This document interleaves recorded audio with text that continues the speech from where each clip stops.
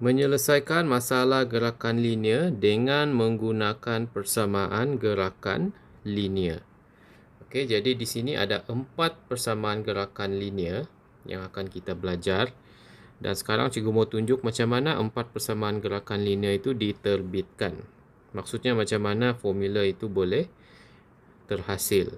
Persamaan gerakan linear yang pertama adalah terhasil ataupun diterbitkan daripada persamaan pecutan. Okey, pecutan semua masih ingat formula dia, simbol dia A. Formula dia adalah H laju akhir tolak H laju awal bahagi dengan masa.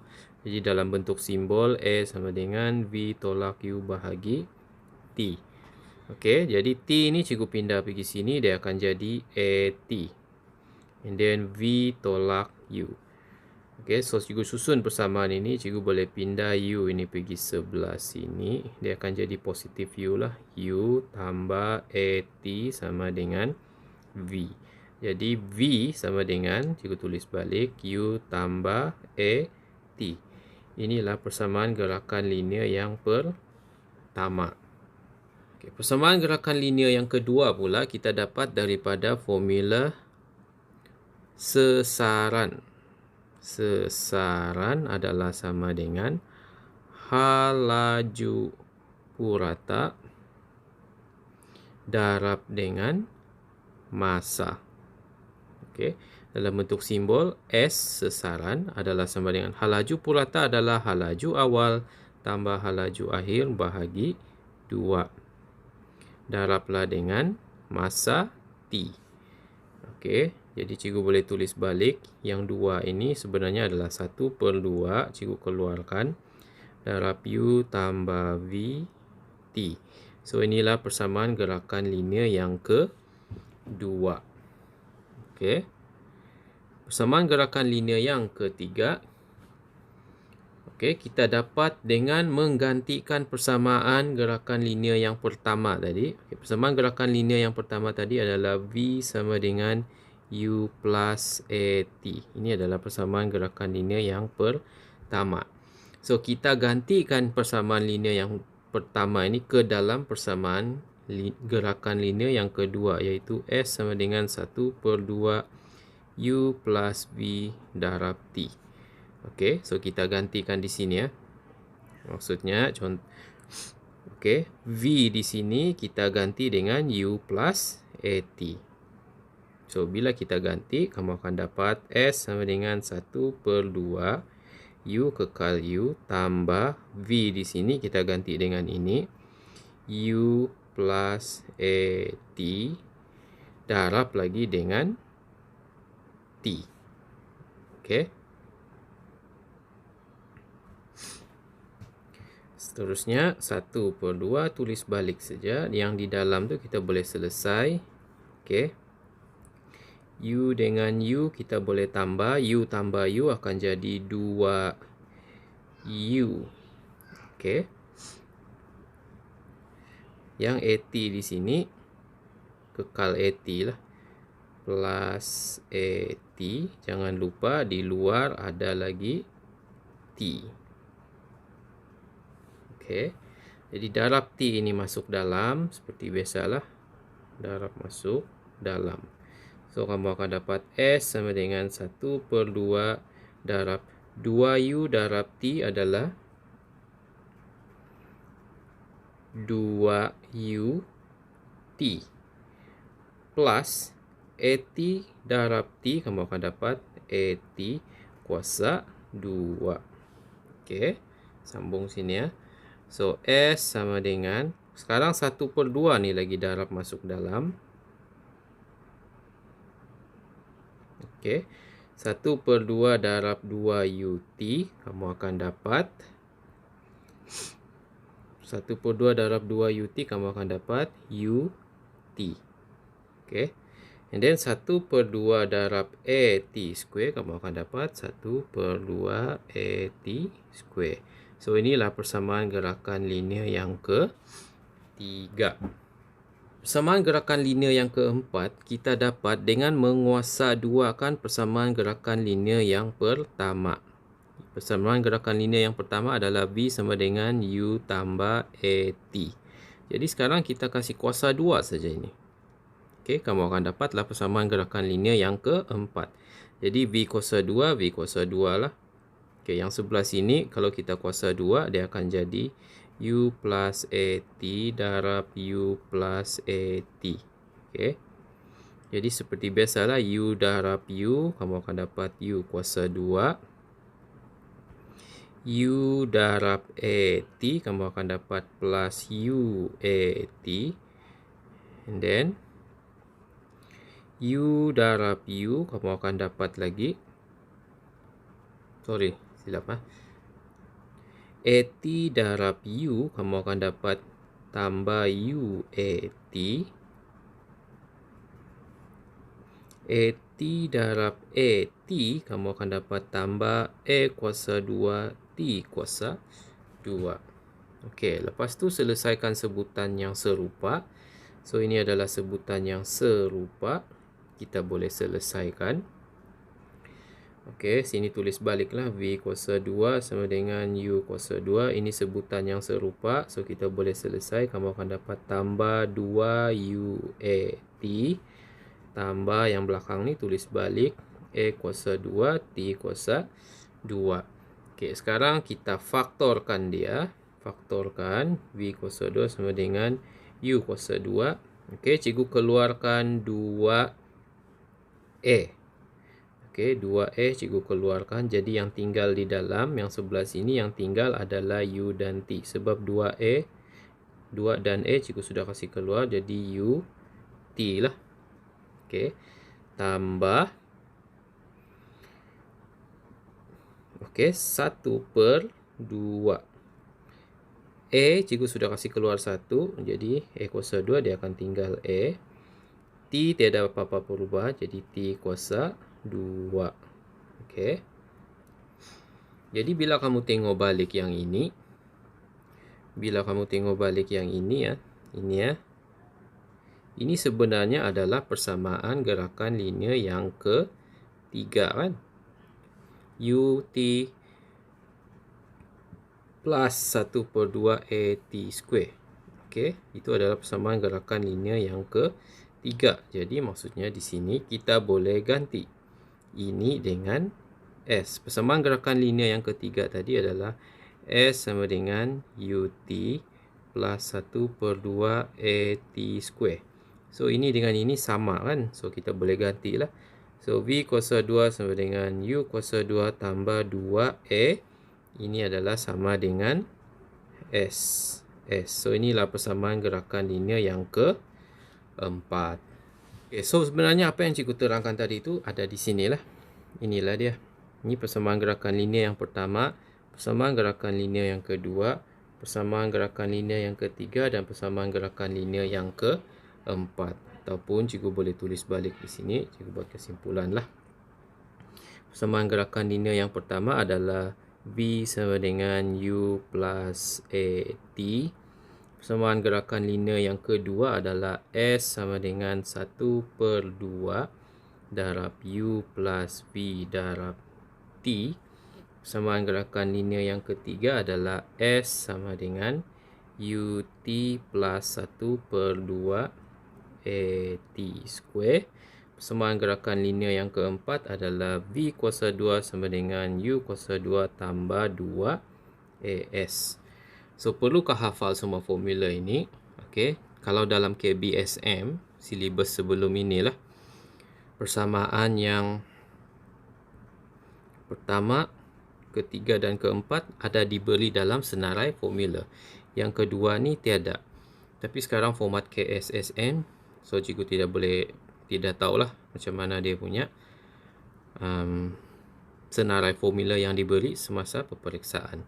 Okey, so dalam menggunakan formula ini kamu kena tahu maksud-maksud simbol yang ada lah. Cikgu ulang balik lah. Cikgu sudah sebut juga tadi, cuma cikgu ulang balik. V itu adalah halaju akhir. U adalah halaju awal. Okey. A adalah pecutan seragam.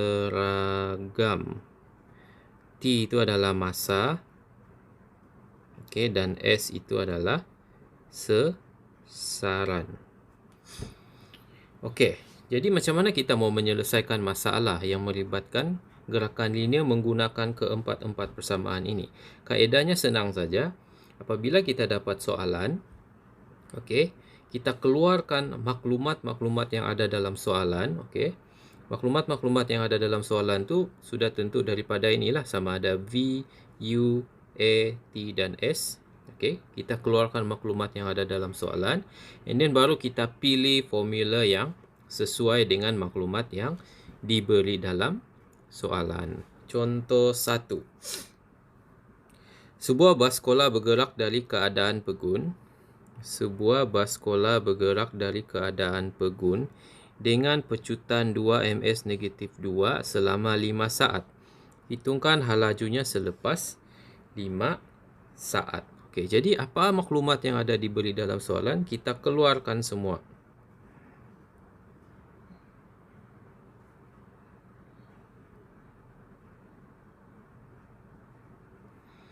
Okey, maklumat yang pertama kita dapat daripada soalan adalah U sama dengan kosong. Macam mana cikgu tahu U sama dengan kosong? Hal laju awal.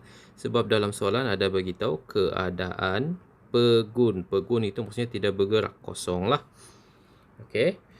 And then kita ada diberi masa T. Berapa masa dia? 5 saat. Okey. And then kita ada diberi pecutan. Pecutan 2 ms negatif 2. So, pecutan adalah A. 2. And then dia suruh cari apa? Hitung hal lajunya. So, U kita sudah dah, maksudnya dia suruh cari V. Berapa nilai V. Jadi, inilah maklumat yang ada dalam soalan.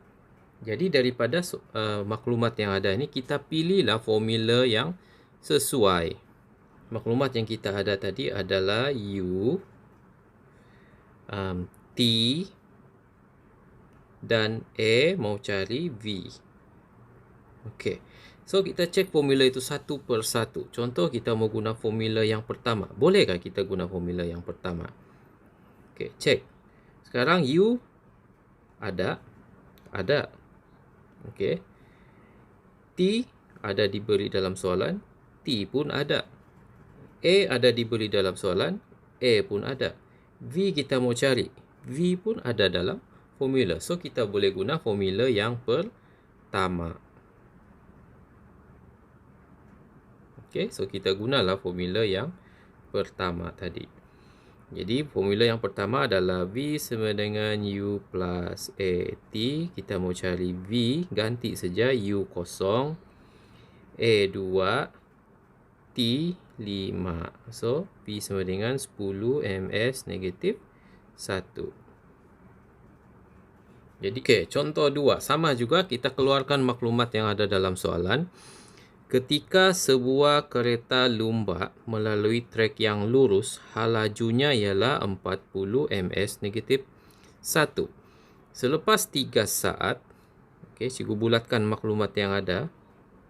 Selepas 3 saat, kereta lumba tersebut telah mencapai 50 ms negatif 1. Hitungkan sasaran S.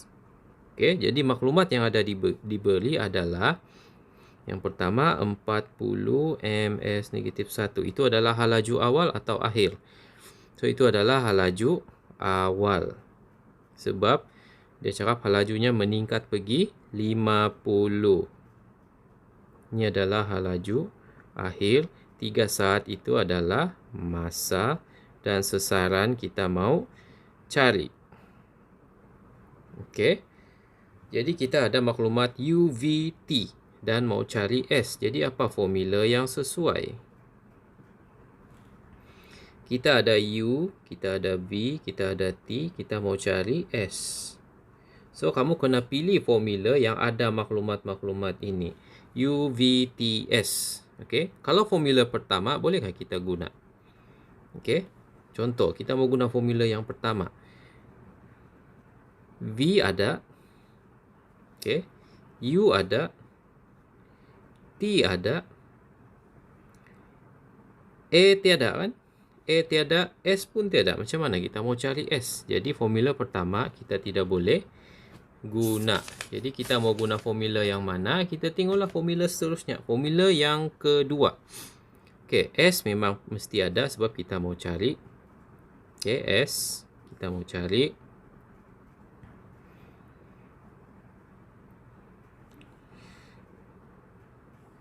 U ada. V pun ada. T pun ada. So, formula 2 boleh guna atau tidak? Boleh. Sebab semua maklumat yang kita perlukan itu ada di dalam formula. Jadi, kita gunalah formula nombor 2. Jadi, formula nombor 2 itu adalah S sama dengan 1/2 darab U plus V darab T. Ganti sajalah. S kita mau cari. U sekarang 40, V 50, darab T 3. Tekan kalkulator saja, kamu akan dapat 135 meter. So, itu contoh 2. Okey, contoh 3.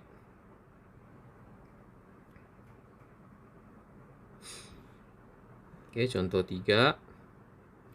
Seorang atlet memulakan larian daripada keadaan pegun dan mencapai hal laju maksimum setelah memecut secara seragam selama 8 saat. Jika sasaran yang dicapai ialah 40 meter, tentukan pecutan A.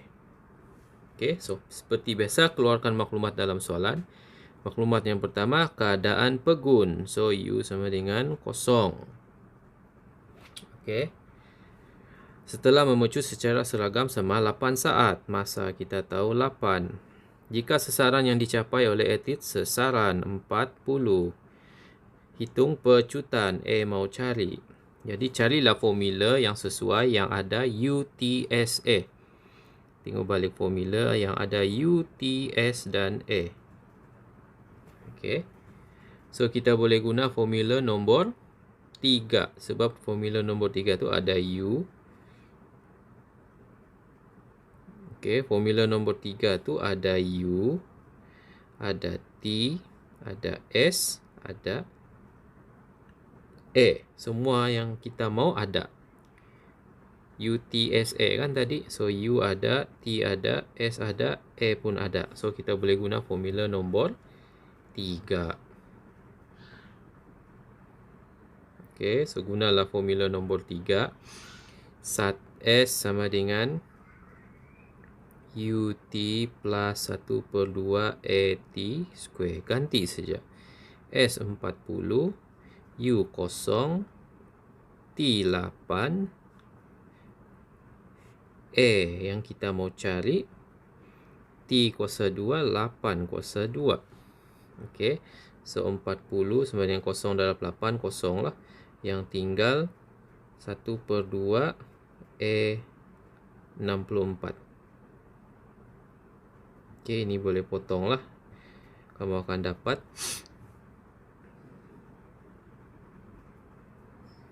32 40.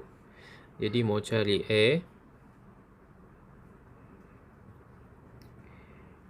A sama dengan 40 bahagi 32 lah. Kamu akan dapat 1.25 ms negatif, pecutan negatif 2. Okey, seperti biasa baca soalan dan keluarkan maklumat yang ada daripada soalan. Maria mengayuh basikal pada hal laju 8. Dia menekan brek basikal secara tiba-tiba dan berjaya berhenti. Okey, berhenti setelah bergerak sejauh 2 meter. Berapakah pecutan? Okey. Jadi maklumat yang ada diberi adalah 8 ms negatif 1. 8 ms negatif 1 itu adalah hal laju awal. Hal laju akhir pun ada diberi. Dia cakap dia break basikal sampai berhenti. So laju akhir kosong lah sebab dia berhenti. Dan 2 meter itu adalah dia punya sesaran. 2. Dia suruh cari apa? Dia suruh cari A. So gunalah formula yang ada UVSA. UVSA. Cari UVSA. Okay, so kita boleh guna formula nombor 4. Kenapa nombor 4 boleh? Sebab nombor 4 tu ada U, ada V, ada S, ada A. So semua maklumat yang kita perlu ada. So kita boleh guna formula nombor 4. So kita boleh guna formula V kuasa 2 sama dengan U kuasa 2 tambah 2 AS. Ganti saja maklumat V kosong, U 8 kuasa 2 tambah 2 A mau cari S 2. So, 0, 8 kuasa 2, 64. 2A darab 2, 4A. Okey. Pindah. Sorry, ini salah lagi.